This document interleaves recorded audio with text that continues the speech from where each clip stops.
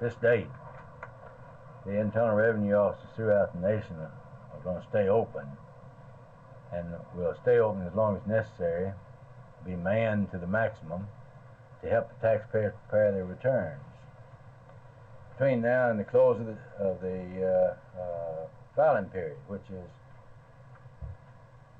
April the 17th, next Monday. So that's one thing that we haven't done in prior years that we will be doing this year. We'll even be open on Saturdays. Around the clock or till what time? Running from 8 to 9 o'clock on Thursday, Friday, and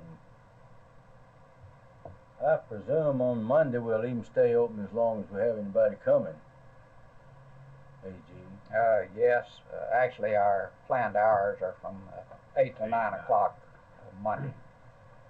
What we're after is trying to help our taxpayers file as many returns as they can since the discovery of so many people having been preparing returns that weren't correct in the first place.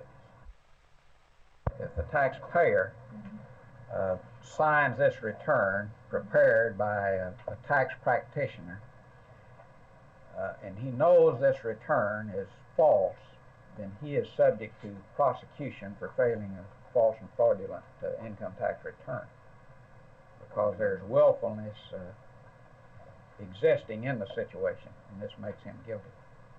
Let me ask a question right in there, AG.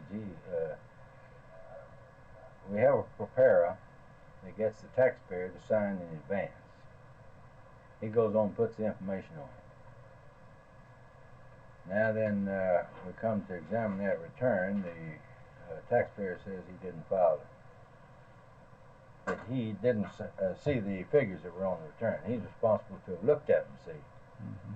Now, where are we in a case like that? Well, this is a much more difficult situation. If the taxpayer signs a return in blank and it's filed without him ever seeing it, he's unaware really of what he filed, and he may not be guilty of fraud. But on the other hand, he may recognize that by doing this he is entering in effect into a conspiracy with the tax practitioner, knowing that the man is going to fill in figures which will really not reflect his true income. So he may have connived with this tax practitioner to understate his own income. The Internal Revenue Service is his friend, and always will be his friend unless he defrauds the government. Now then, if he defrauds the government, he's the first one that knows it. He knows it before we do.